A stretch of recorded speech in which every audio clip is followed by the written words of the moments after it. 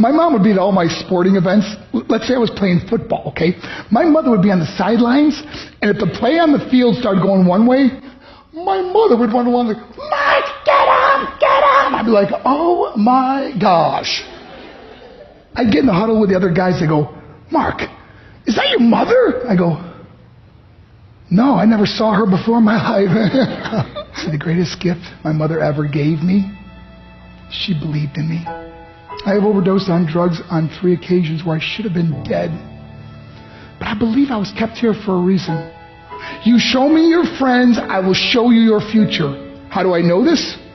I hung out with losers, and I became the biggest loser of them all because I gave up everything I dreamt about as a little boy because of who I chose to surround myself with. My friends would drive me home at 2, 3, 4 in the morning. We'd be drunk and high, laughing in the car. We'd pull up in front of my house in New York. They go, Mark, the light's on. I go, oh man, my mother's up. See, my mom wouldn't go to bed until she knew her son was still alive. I'd walk in, she'd say, hi Mark, how was your night? I go, it was good, Mom, I'm just going to go to bed. She goes, can I talk to you for a minute? I go, Mom, I'm tired, I'm just going to go to bed. She goes, Mark, I haven't seen you all day and all night. Can I please talk to you? I said, man, just leave me alone. You bug me. I'd slam my bedroom door on the one person who believed in me. I was on a worldwide tour and we were wrestling overseas in Japan. After my wrestling match, I went upstairs in my hotel room and I fell asleep. There was a knock at my door at 3 o'clock in the morning. I got out of bed, I looked through the safety window and I could see it was a Japanese promoter. So I opened the door and he said, Mark, you need to call home. There's been an emergency. I went and got on the hotel room phone. I called back to the United States and said, hey, what's going on? They said, Mark, I don't know how to tell you this. I said, just tell me what happened. All of a sudden I started crying. They go, Mark, I can't tell you. I said, just say it.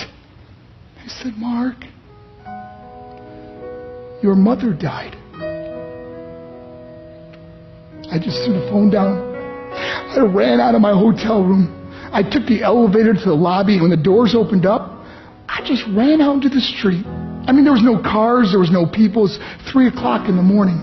And I walked down the middle of a street in Hiroshima, Japan, and I remember looking up and just saying, Mom, I am so sorry. I flew home for her funeral, and I was so nervous to walk up to her casket, so I just stood way in the back.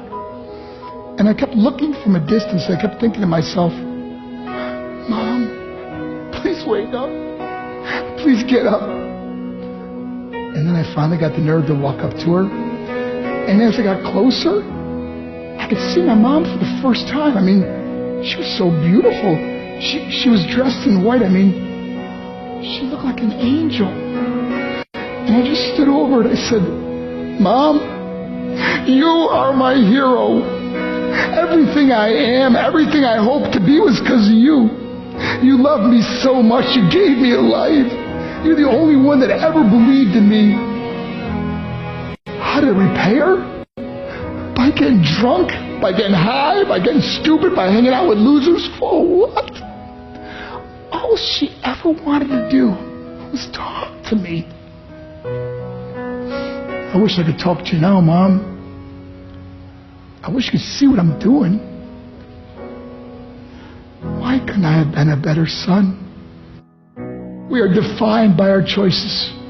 But if you surround yourself with people involved in drugs and alcohol and pills, it's a dead end. I'm not here to preach to you.